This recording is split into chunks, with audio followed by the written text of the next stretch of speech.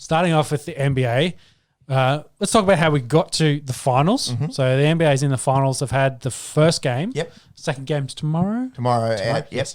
Yeah. So Suns up 1-0 over the Bucks. Mm-hmm. So, but to get to that point, the Hawks did lose to the Bucks, so the Bucks made it in the final. That was Trey came back, but he looked busted up. Didn't he? Yeah. He essentially dished the ball continuously. Didn't really take any shots or jumpers. He tried to drive home a couple, but really his 3-point game wasn't there. No. And they essentially chased the entire match, entire game. So yeah, Bucks got home. They did it enough without the freak, and the freak back. Luckily from his knee injury as well for the finals. I picked that. Yeah. So and Joseph was questioning me because we were watching the footage. Obviously, horrific hyperextension.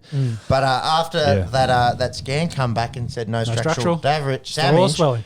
You just got to manage that swelling. And he still looked elite. He looked great. I think you could tell that he was kind of favouring it a little bit, but cautious. Like you do an injury, it's in the back of your mind a little bit. It takes a bit to get over that kind of thing, and is it going to be right? Is it going to be fine? I'm not going to do it again because you remember that pain for sure. The thing that sort of stood out to me was without Giannis, the Bucks were fine last week in that Eastern Conference semi-final, in the Eastern Conference Finals, I should say. Brook Lopez stepped the fuck up in Game 5. He dropped 33. Game 6 was Chris Middleton's night. He had 32. Drew Holiday looked really good. And look, the Hawks without Trey is, they didn't have any. I think Mac put it out. They didn't have anyone score over 12 in the series. And we were talking about last episode. Who's the second best player from the Hawks? We thought Capella, but he's only sort of a defensive man in terms of scoring.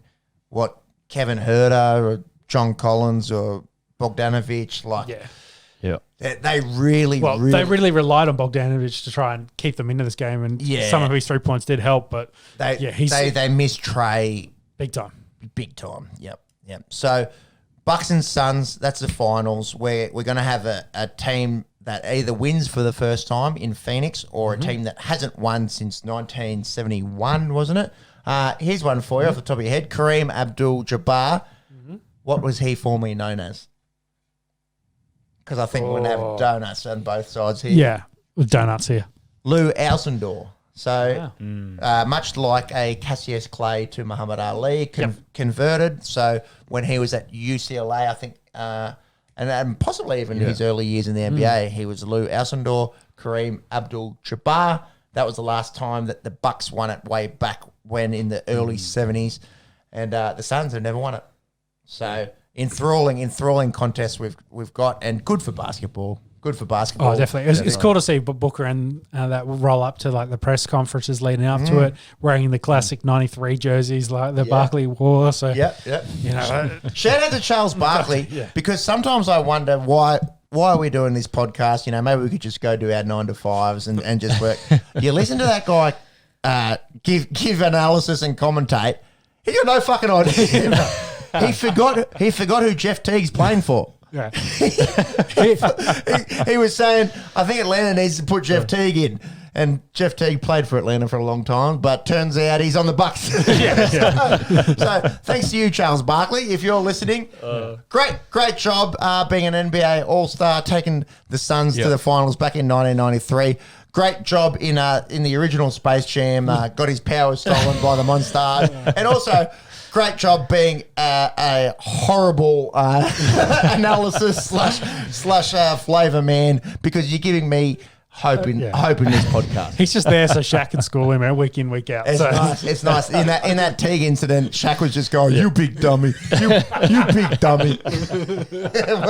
He forgets live on air who Jeff Teague plays for. Love your work, Chuck. Love it. And golf swing as well. Gives me hope about my golf. He's got the yips. Yeah, sure does. Anyways, we do have an NBA Finals going on. So Game 1 was Tuesday night over in the US, Wednesday morning our time. The Suns won pretty comfortably, 118 to 105. As we spoke about before, Giannis played after that hyperextension. Amazing for him to be playing a week after that. He's look. He's a Greek freak. He might not even be human. He might be that might be half bionic knee, really.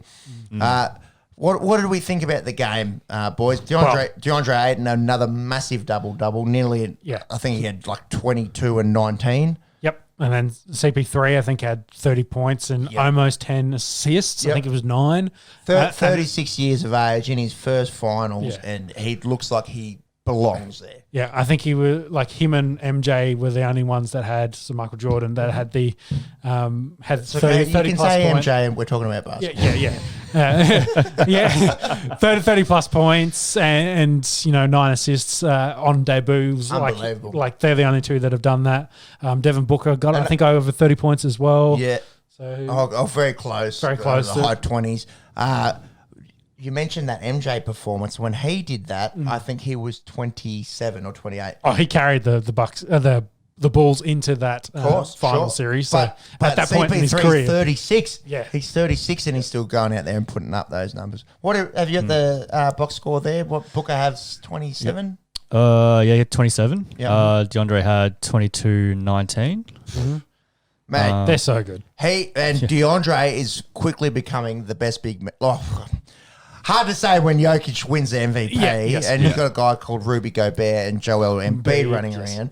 But a good time in basketball for big men because they're just unreal, and it's so fun to watch. And a CP3 throws up the dimes and he throws them home, and he just boxes out and gets boards all game long. So it's nice to watch the number 1 draft pick, looking like a number 1 draft pick. Yep. Sure, Luka was taken after him, but look, the Suns haven't lost in picking DeAndre Ayton. No. So how do we think the series is going to go? Got game 2 tomorrow. There's been a lot of talk that's probably going to be like a 6 or 7 game series. Yep. I'll tell you who needs to step the fuck up tomorrow. Drew Holiday and to a lesser extent, Chris Middleton. They were really good when Giannis wasn't there for game 5 and game 6 in the Eastern Conference Finals. And that speaks volumes. Yeah. Because when they're shooting from the perimeter and they're attacking from 3-point land and they've got a bit of confidence to take the shot, they actually played really well. And then when Giannis is there and he's attacking and he's driving in the paint, it's kind of like their second fiddle and it's Giannis's team. Exactly. They can't think that, hey, we got to the finals, job done. Without the Greek freak, like we got us there, and now he's going to carry us over. They need to also still contribute to that team, and also get the points and help him out. Sure, because he is still kind of, let's say, getting back. he's not 100%. So he's 80 or 90%, and he's a little bit tentative with the knee. So they've got to help out and support him in that that process. So and in that game 6, I think off the top of my head, I think Drew Holiday. I think he went 6 of 12 from 3-point land, 50%, and I think today 0 of 4. Yes. So the volume isn't there. He's not taking those long distance shots as often as he would when Giannis isn't there. But B, I don't know, it's a small sample size, but perhaps that the looks aren't as clean. The percentage wasn't there at Jimmy the Chinaman. So So 0%. Yeah, 0. Quick maths. 0 from 4 is 0%. Yeah, so he scored 10 buckets. Middleton did okay, 29 buckets, but 29 points. 29 points. Sorry, points. Yeah. I was thinking 29 buckets. fucking scored 50. My bad. Maths is a strong suit. Yeah. So where do we think this goes, though? Do we think are they getting swept? Suns in 4? Nah, I don't think so. No, God no. Yeah, I don't think 4-1, 4-2, maybe I could see that. I could see a gentleman's sweep. I could see a 4-1. That's still 6 games. 4-2, 6 games. Yeah. I think with Giannis there, and look, like you said, 80-90%. I think that's an accurate assessment as to where he was at. It's huge. It's huge. If Giannis isn't there, you're talking about get your dustpan and brush because this is a fucking sweep. Yeah. But with Giannis there, and you'd think over the coming days he's only going to get more healthy. Hopefully swelling go down more confident in that knee. Yeah, I'm hoping for, and I think we do get a long final series here. Agree. Do I have to pick? Yeah, I've backed Suns all the way in now, so I'm on the Suns train. I want to see them win. Of course, they've got a 1 game advantage. Yeah, I'll go the Phoenix Suns here too. just on the back of CP3 playing like a 28-year-old when he's 36, doing Michael Jordan-esque things in terms of numbers. The numbers, yeah. I'm not saying he's Michael Jordan. I'm just different eras. Like, one of the best basketball players ever of all time. versus a very good one. Yes. But yeah, I think with the battle of the big men, I think DeAndre Ayton is just going to shit on whoever tries to go with him, whether it be Brook Lopez or PJ Tucker. And then you've got one of the premier shooting guards in the league in Devin Booker. Yeah, I'll go the Suns, but I don't mind. I've got no interest in who actually wins on a personal level. I just love to see a great finals and one to remember. Yeah, definitely. Suns in 4. I could see it going 4-2. Yeah. Suns. Oh yeah, Suns. Yeah. That'll do us, I think, for NBA this week. I did think I saw Luka led. Is he play for Slovenia? Yeah, they beat Lithuania, I believe, to qualify for the Olympics. So Lithuania not making the Olympics. Yeah. That is massive. And shout out to fucking Lithuania. I think they're about. I don't think they're even 3 million people, and they just live and breathe basketball there. And they've won medals, so we're talking about Australia maybe pushing for a bronze or perhaps even more. Fingers crossed. I've seen some of the videos of the US team doing some like drills at the moment, and they're just killing it. It's always theirs to lose, isn't it? Yeah, especially in the professional era, the dream team era, if you will.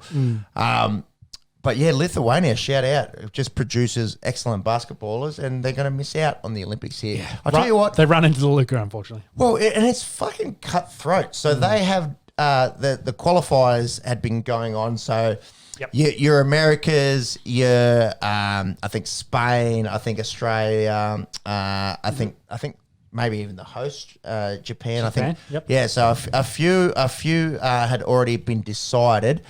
So the last 4 spots, I believe, are up for grabs. So they're having a 24-team tournament to decide the last 4, and it's group games. Yeah. And it's no series. It's just one game, and then that's it. So it's really cutthroat at the moment for those last few spots in the Olympics. But it seems like Luka Doncic will be there, and I'm sure by next week we probably know. Yes, the final kind of list going into that, because when that Olympics starts, 2.5 weeks. Yeah, end of this month. It's crazy. It's very close. Yeah. It's very close. Yeah, they're talking about fans, yay or nay at the Olympics at the moment, because I think Tokyo is going to do another state of emergency for COVID. So they're having troubles, are they? Yeah. Yes. Look, mate, TV. Fuck. Who cares if no one goes? Just put shit on TV. People will watch it. Yes. We will. Definitely. We'll watch the Olympics.